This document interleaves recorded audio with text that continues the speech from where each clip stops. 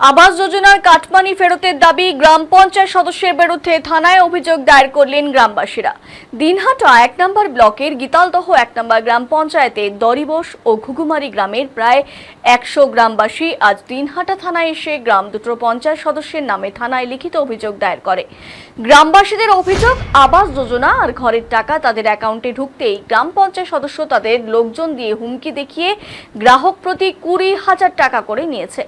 এমনকি ২০,০০০ টাকা না দিলে ঘরের দ্বিতীয় কিস্তির টাকা ঢুকবে না বলেও হুমকি দিয়েছে। কিন্তু রাজ্যের সরকার পরিবর্তন হতেই গ্রাম পঞ্চায়েত সদস্যরা এখন বেপাত্তা। তাই গ্রামবাসীরা তাদের ন্যায্য টাকা ফেরতের দাবিতে থানায় অভিযোগ দায়ের করে। এ বিষয়ে দিনহাটা বিধানসভার বিধায়ক অজয় রায় বলেন, যে আদা খেয়েছে ঝাল তাকেই বুঝতে হবে। পাশাপাশি দুর্নীতি করলে যে তার খেসারত দিতে হবে সে ব্যাপারেও উল্লেখ করেন বিধায়ক অজয় রায়।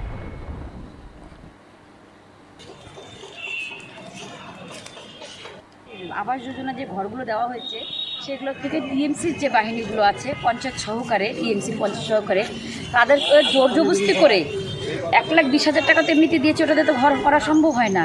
যেরকম দিয়েছে তার থেকে বেশি করে করতে বলছে, সামনে ফুল করতে হবে, এটা করতে হবে, ওটা করতে হবে।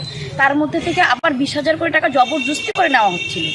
যারা দিবে না তাদের ব্যাংকের সামনে গিয়ে অবধি টাকা হেনস্থ করে নেওয়া হচ্ছিল।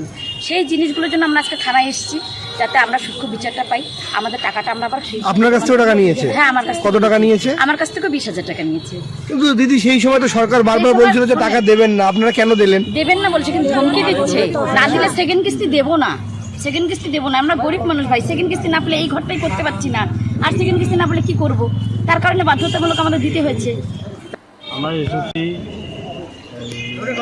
আবাস বাংলার যে কাটমানির টাকা প্রত্যেকটা বেনিফিশিয়ারির প্রতি ২০,০০০ টাকা করে নিয়েছে, তার টাকা ফেরতের জন্য বেনিফিশিয়ারিদের নিয়ে থানায় এসেছি।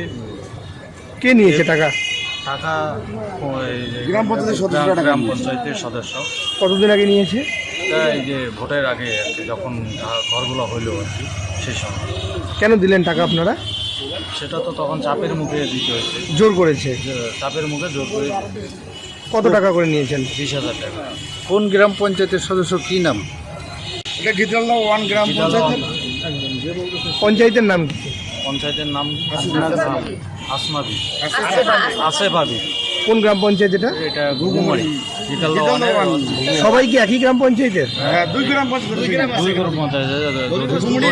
কতজন এসেছেন? আরে আপনি চুপ করেন না। মোটামুটি ২৫-৩০ জনের মতো এসেছে। আচ্ছা, আপনারা যে আজকে থানায় আসলেন, এর আগে কি পঞ্চায়েতের বাড়ি গিয়েছেন টাকা ফেরতের জন্য? হ্যাঁ, যাওয়া হয়েছে। কি বলে পঞ্চায়েত?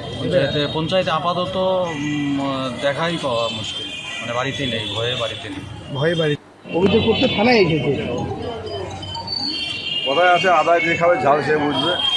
যারা টাকা নিয়েছে তারা টাকা দেবে, আর নিয়েছে বলে অভিযোগ করতে এসছে হওয়া উচিত। যারা যারা আজকে দুর্নীতি করেছে, যারা যারা কাটমানি খেয়েছে, আমি বলবো তাদের টাকা রিটার্ন করুন।